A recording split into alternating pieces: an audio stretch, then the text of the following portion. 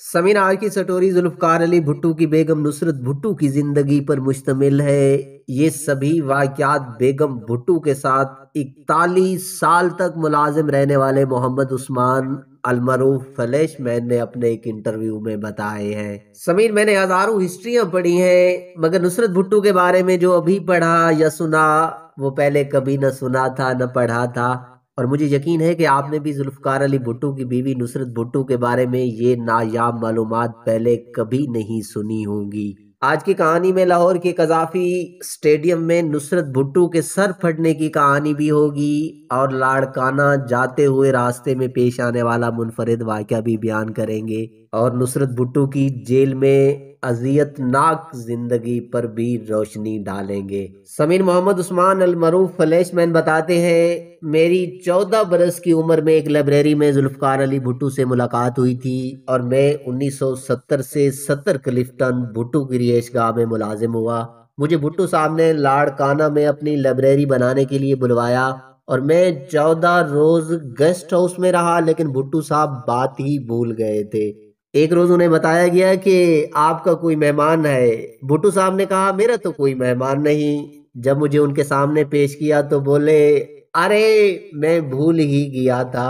मैंने अल मुर्तजा हाउस लाड़काना के मुख्तलिफ कमरों में दीवारों पर उनके खानदान की तस्वीर सजाई तो भुट्टो साहब बड़े खुश हुए।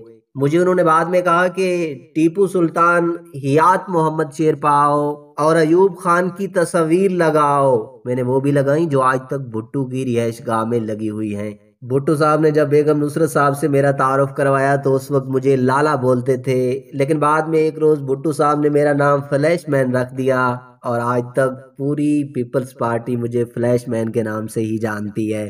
बेगम नुसरत भुट्टो बहुत ख्याल करने वाली नरम दिल इंसान थी, लेकिन सफाई के मामले में कोई लिहाज नहीं करती थी। वो खुद अलमारियों मेजों पर उंगली से मिट्टी चेक करती थी और फिर सफाई होने तक चैन से नहीं बैठनी थी। बेगम साहिबा सखी भी बहुत थी, नौकरों को कर्जा देती और हर साल जून में बेनजीर की सालगिरह के मौके पर मुआफ कर देती थी। फ्लैशमैन बताते हैं कि बेगम नुसरत भुट्टो जुल्फकार अली भुट्टो से अक्ल में भी बहुत बड़ी थी। ऐसी बीवी अगर उन्हें ना मिलती तो वो शायद सिर्फ वडेरा जुल्फकार अली भुट्टो होते और इतने बड़े लीडर ना बनते। उन्हें बेगम साहिबा ने आसमान पर पहुंचाया।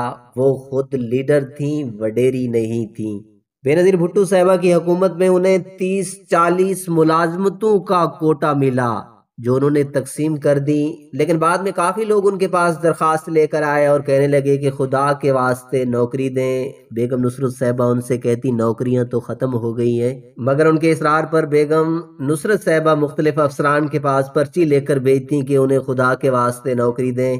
जब किसी अफसर को पता चलता कि बेगम साहिबा ने लिखा है खुदा के वास्ते नौकरी दो, तो कोई ना कोई नौकरी दे ही देते थे।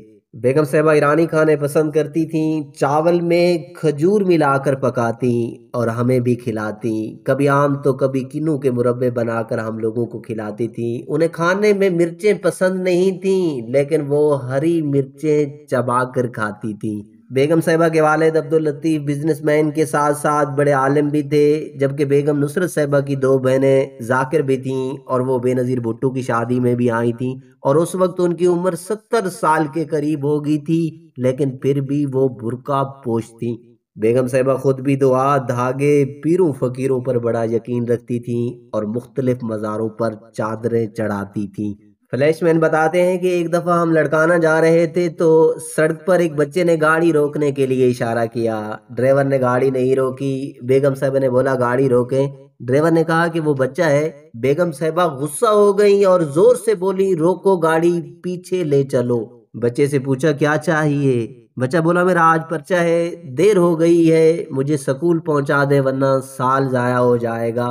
बेगम साहबा ने बच्चे को अपने साथ बिठाया और स्कूल के दरवाजे पर छोड़कर उन्हें 100 रुपया खर्ची दी। हमें बोली, देखा आज अल्लाह ताला ने हमसे अच्छा काम लिया है। भुट्टो साहब ने एक मर्सिडीज गाड़ी खरीदी और उस पर मुकदमा हो गया कि इसका टैक्स जमा नहीं हुआ, लेकिन जब मुकदमे से गाड़ी वापस मिली तो एक रोज बेगम नुसरत भुट्टो घर के करीब हुई गाड़ी खुद चला रही थी कि किसी ने पीछे से गाड़ी मार दी। हमारी गाड़ी की बत्ती टूट गई। बेगम साहिबा उन्हें घर लाई और 25,000 रुपए दिए और छोड़ दिया। मैंने बोला, ये क्या किया आपने?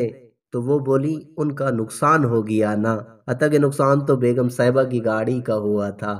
فلیش مین بتاتے ہیں کہ بیگم صاحبہ کو ایک دفعہ السر ہو گیا جس کی وجہ سے آنتوں میں سوراخ ہو جاتے ہیں۔ وہ باہر علاج کے لیے جا رہی تھیں۔ سب نوکروں کو بلایا کہ بتائیں کیا چاہیے، کسی نے پیسے مانگے، کسی نے کچھ مانگا۔ میں 7ویں نمبر پر تھا اور میں نے کہا کہ کیمرہ منگوائیں، میں آپ کے ساتھ تصویر بنانا چاہتا ہوں۔ وہ حیران ہو گئیں اور اوپر چلی گئیں۔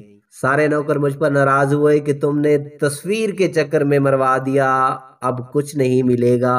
کچھ دیر بعد بیگم صاحبہ کیمرہ لے کر آئیں، میرے ساتھ 9 فوٹو کھنچوائے اور ایک لفافہ دیا جس میں 10,000 روپے تھے۔ فلیش مین بتاتے ہیں میں نے ان کی بہادری بھی کمال کی دیکھی۔ لاہور میں بیگم صاحبہ نظر بند تھیں اور ایک دن مکان کے باہر رش لگ گیا، کوئی موچی تو کوئی درزی کے روم میں انٹیلیجنس والے جمع ہوئے اور کچھ دیر بعد فوجی ایک گاڑی میں وہاں پہنچے۔ میں نے بیگم صاحبہ کو بتایا تو وہ دیوار کے اندر سے ٹیبل پر چڑھی اور انہیں بڑا ڈانٹا، بولی آؤ اپنی ماں کو مار ڈالو، تم کیا سمجھتے ہو کہ میں ڈر جاؤں گی؟ وہ بہت جذباتی ہو گئیں اور کچھ دیر بعد فوجی خود ہی چلے گئے۔ لاہور کے قذافی اسٹیڈیم کے باہر لاٹھی چارج ہوا تو ایک پولیس والے نے بیگم صاحبہ کے سر پر ڈنڈا مار دیا، ان کا سر پھٹ گیا اور گنگا رام اسپتال میں انہیں 27 ٹانکے لگے۔ میں نے پتہ چلایا تو معلوم ہوا کہ ڈنڈا مارنے والا مقیم پٹھان نامی پولیس والا تھا۔ میں نے بیگم صاحبہ کو بولا کہ ان سے بدلہ لیتے ہیں یا انہیں جیل میں ڈلواتے ہیں؟ بیگم صاحبہ بولی چھوڑیں، میں نے انہیں معاف کر دیا۔ عید کے روز بیگم صاحبہ کو لاہور کوٹ لکھپت جیل سے راولپنڈی جیل منتقل کیا گیا تو بیگم صاحبہ گھبرا گئیں کہ کہیں ہمیں مار نہ ڈالیں۔ مجھے پہلے وہ کبھی اتنا پریشان نظر نہ آئیں۔ ہمیں کہا جلدی عید کے دن جیل میں تمام قیدیوں میں کھانا بانٹیں۔ ہم 12 دیگیں پکا کر لے گئے لیکن ظالموں نے نہیں چھوڑا اور بولے جاؤ کسی قیدی کو کھانا نہیں ملے گا۔ ہم بعد میں جھگیوں والوں میں وہ کھانا بانٹ کر آئے۔ بیگم صاحبہ بچوں کو بولتی تھیں کہ اچھے کپڑے پہننے اور بڑی گاڑی میں گھومنے سے آدمی بڑا نہیں بنتا، بلکہ بڑی چیز انسانیت ہے۔ بھٹو صاحب انہیں کہتے تھے کہ تم سیاست دان بنو اور عوام کی خدمت کرو۔ شاہ نواز بھٹو ان کا لاڈلا بیٹا تھا، وہ پڑھائی میں بھی کمزور تھے اور ایک دن بولے مجھے فوج میں بھرتی ہونا ہے۔ بھٹو صاحب نے انہیں مری کے کیڈٹ کالج میں داخل کیا۔ کچھ عرصہ بعد بیگم صاحبہ شاہ نواز کو وہاں سے نکال آئیں۔ سمیع نصرت بھٹو اکثر جمعہ نماز فیصل مسجد میں ادا کیا کرتی تھیں۔ جب ان سے پوچھا گیا کہ آپ فیصل مسجد میں جمعہ کیوں ادا کرتی ہیں تو انہوں نے کہا کہ بھٹو صاحب فیصل مسجد میں ہی نماز ادا کرتے تھے، میں انہی کی عقیدت کی بنا پر جمعہ نماز فیصل مسجد میں ہی ادا کرتی ہوں۔ مرتضیٰ بھٹو کے قتل کے بعد نصرت بھٹو کی یادداشت کمزور ہو گئی تھی۔ ایک دن مجھے بولی عثمان تمہارا نام کیا ہے؟ تو بے نظیر صاحبہ بھی ساتھ تھیں اور مسکرا پڑیں۔ سامعین اگر آپ خود اس فلیش مین کا انٹرویو سننا چاہتے ہیں تو درج ذیل ہمارے واٹس ایپ نمبر پر رابطہ کیجئے گا، ہم آپ کو اس انٹرویو تک رسائی دے دیں گے۔ باقی جاتے ہوئے اس ویڈیو کے بارے میں ایک کمنٹ ضرور دیجئے گا۔